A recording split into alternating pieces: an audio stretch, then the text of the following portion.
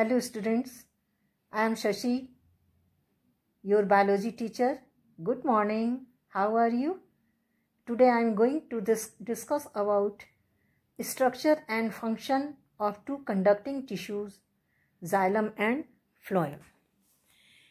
This class is for Standard 8th, Chapter 1, Topic Transport of Food and Minerals in Plants. You studied about in previous class what is transport. Here today I repeat again, transport system in plant. Transport in plant is carried out by a well-developed transportation system called the vascular system. It consists of two special types of tissues, xylem and phloem. Today we explain the structure and function of xylem. Xylem conduct water and dissolve minerals from the roots to the leaves of a plant. Xylem is composed of tracheids, vessel elements, xylem parenchyma and xylem fiber. First, tracheids. Tracheids is long, thin, dead cells that are connected together at the tapered end. Look here, this picture is tracheids. It is long, thin and made up of dead cells. Dead cells means nucleus is not present in the cell, that are connected together, this end and this end, that are connected together at the tapered ends. Their cell wall is made up of lignin. Lignin means lignin or cellulose. Lignin is also called cellulose. You know, plant cells have cell wall, and cell wall is made up of cellulose. So cell wall is made up of lignin. Lignin means it is waterproof complex polymer that is present in sclerenchymatic tissue.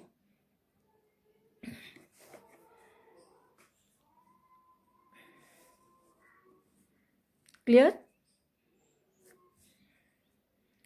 Which provides structural support to the xylem. For example, it means, in human being, skeleton is provide structural support to us. Xylem is also provides structural support to the tracheids is also provides structural support to the xylem. This is tracheids. Second, vessels elements. Vessels elements is tube like. This is vessels elements. It is tube like dead cells that are connected together at the both end. Look here, that are connected together both end. They are wider and shorter than tracheids. Look here, this is tracheids and this is vessels elements. It is wider than tracheids and shorter also. Tracheids is long, thin, but vessels is wider and shorter.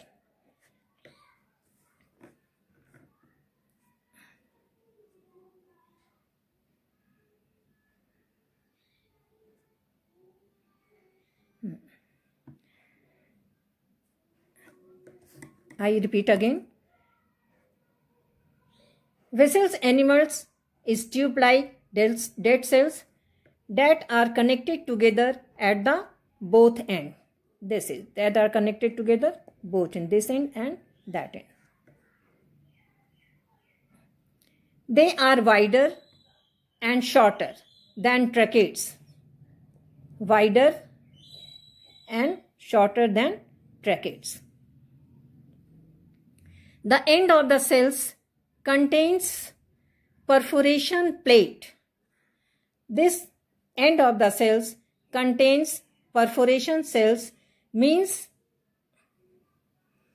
the cell have number of holes in their cell wall. The cell have perforation plate means the cells have number of pores in their cell wall.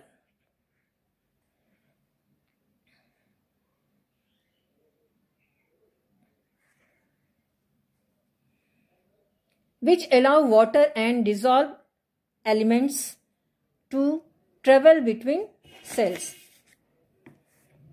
Follow. Third, xylem parenchyma. Xylem parenchyma, it is living component of xylem tissue. They conduct water and store food for plants. Fourth, xylem fiber.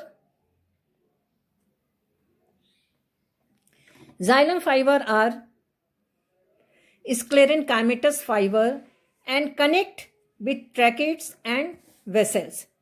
This one, xylem fiber connects tracheids and vessels elements.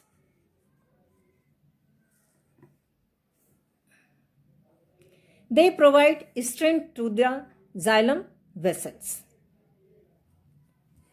Follow. So now we remind points. Xylem is composed of tracheids, vessels elements,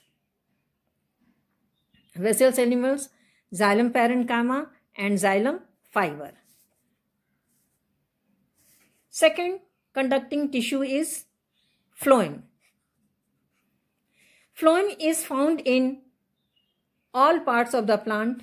It is made up of living tubular cells which provide passage for downward movement of sugar,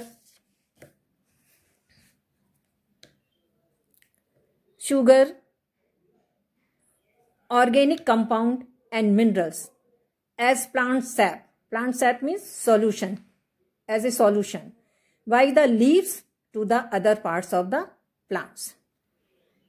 This is figure of phloem. Phloem is also consists of soup tube, companion cells, phloem parenchyma and phloem fiber. Soup tube. This is the soup tube. The structure, look this figure. This is the soup tube. These soup tube, long, cylinder and living cells. Living cells means nucleus. Cells have nucleus. Connected end to end. This end and this end. Connected end to end and form tube-like structure. This is tube-like structure that conducts food material throughout the plant body. In previous class, you have studied two conducting tissues, xylem and phloem. Xylem conduct water and minerals from root to the leaves. But phloem conduct food from all parts of the plants, downward and upward also. In soup tube, this is soup tube, a perforated soup plates, this is perforated soup plates are present to allow the plant sap. Plant sap means solution. Second, this one.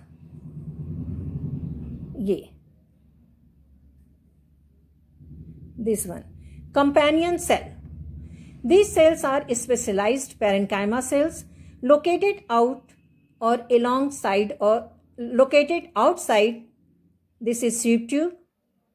This is companion cell. Companion cells located outside or alongside of the sweep tube. This is sweep tube. This is companion cells.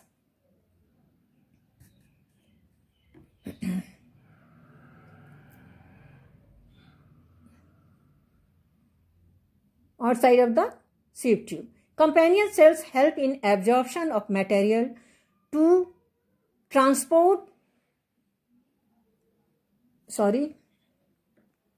Companion cells help in absorption of material to transport in plants. Third, phloem parenchyma cell. It stores food. Fourth, phloem fiber. It provides mechanical support to the plant. Xylem parenchyma, phloem parenchyma, xylem fiber, phloem fiber, function is same. Now we start absorption of water and minerals. There are two aspects of transportation in plants: absorption of water, and dissolved minerals. Second, conduction of water and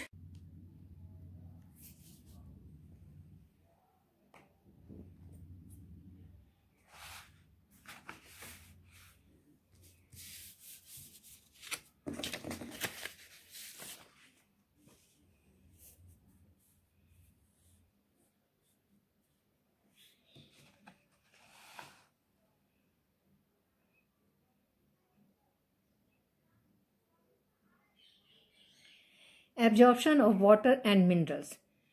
There are two aspects of transportation in plants: absorption of water and dissolved minerals. Second, conduction of water and dissolved minerals.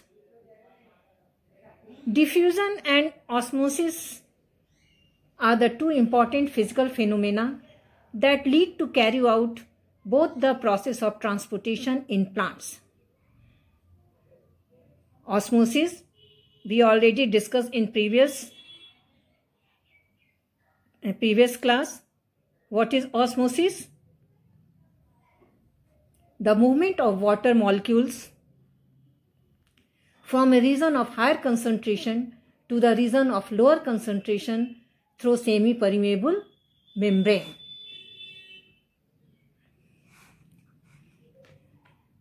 Root absorb water by the process of osmosis. Second, diffusion. Diffusion is the process in which molecules move from their higher concentration, molecules move from the region of their higher concentration to the region of their lower concentration. For example, while adding ink in the water, the ink molecules diffuses into the water, evenly occupying intermolecular space. Intermolecular space means space between two molecules. This is called intermolecular space of water and turn blue in color. The movement of particles from this experiment cleared that how diffusion happened. Take any glass, tumbler or a beaker, fill it half with clean water, put 2 or 3 drops of blue ink from a dropper into it, we will see that the entire water become blue uniformly. It is because while adding ink in the water, ink molecules diffuses into the water evenly, occupying intermolecular space of the water and turn it blue in color. Okay. In next class, we will discuss. I will give homework on TENO. Thank you.